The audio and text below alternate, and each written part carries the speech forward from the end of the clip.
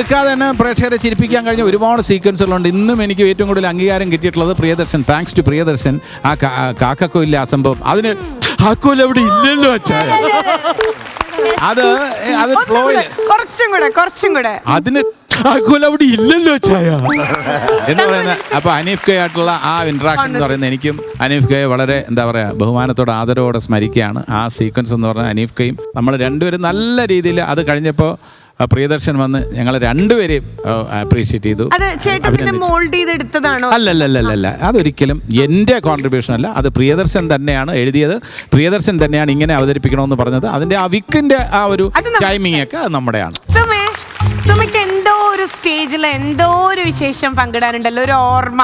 പരിപാടി ഒക്കെ അടിപൊളിയായിട്ട് നടന്നു. ഇങ്ങനെ പരിപാടി കഴിഞ്ഞപ്പോൾ ഒരാൾ ഇങ്ങനെ കയറി വന്നിട്ട് പറഞ്ഞു സൂപ്പർ സൂപ്പർ. അപ്പം അമ്മ പറഞ്ഞു താങ്ക് യു ചേട്ടാ. ചേട്ടത്തെ സൗണ്ട് എന്ത് പറ്റി? പരിപാടി തുടക്കം പോലെ കൂവിട്ടേ.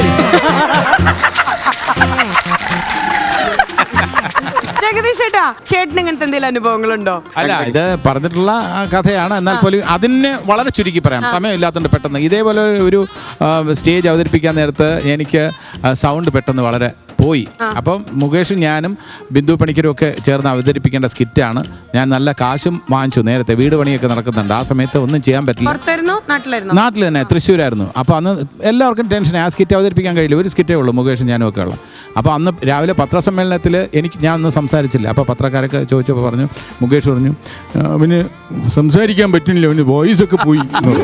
അപ്പോൾ ഇങ്ങനെ പറഞ്ഞിട്ട് ഇനി എങ്ങനെ അവതരിപ്പിക്കും, ഒരു പിടിയും ഇല്ല, ചിലപ്പോൾ കാണൂല്ല സ്കിറ്റ് എന്നൊക്കെ പറഞ്ഞു.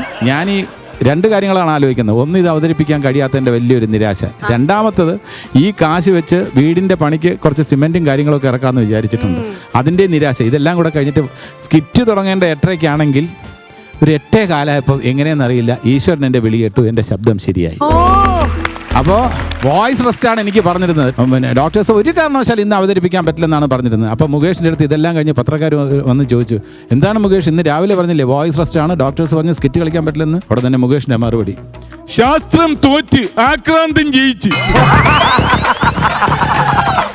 എനിക്കൊരു അനുഭവം ഉണ്ടായിരുന്നു സ്റ്റേജിൽ. ചെറുപ്പത്തിലേ ഒരു 9ാം ക്ലാസ്സിൽ 8ാം ക്ലാസ്സിൽ പഠിക്കുന്ന ടൈം. അപ്പൊ ഞങ്ങള് അപ്പോളേ സെന്ററിൽ വന്നാലേ ക്ലോസ് കിട്ടുള്ളൂ. പുരുഷന്റെ വഴിക്ക് പിലാത്തോസും പടന്മാരും വേണം. അപ്പൊ ഞാൻ പടനായിട്ടാണ് അഭിനയിച്ചത്. നടന്ന സംഭവം ഇത് കോമഡി അല്ല. അപ്പൊ ഇതുപോലെ മീശ ഒട്ടിച്ച, അപ്പൊ ആ കാലത്ത് മീശ ഉണ്ടാവില്ല, 9ാം ക്ലാസ് പഠിക്കുമ്പോൾ മീശ ഉണ്ടാവില്ല. തങ്കച്ചേനെ ഒട്ടിച്ചു കൊടുത്ത് അങ്ങനെ പൊളിച്ചെടുക്കാൻ പറ്റുമല്ല. അപ്പൊ റെക്സിനെ ഒട്ടിക്കുന്ന പശ വെച്ചിട്ട് എനിക്ക് മീശ ഇങ്ങനെ ഒട്ടിച്ചു തന്നു. കഴിഞ്ഞിട്ട് റെക്സിനെ ഒട്ടിക്കുന്ന ഗമ്മ വെച്ചിട്ട് ഇങ്ങനെ ഒട്ടിച്ചു കഴിഞ്ഞിട്ട് പരിപാടി കഴിഞ്ഞ് സംഭവം ഇത് വലിച്ചിട്ട് പോകുന്നില്ല. അത് കൊണ്ടുപോയി വീട്ടിൽ പോയി കിടന്ന് ഉറങ്ങി. പിറ്റേ ദിവസം രാവിലെ ഇത് പറിച്ചെടുക്കാൻ പറ്റണില്ല.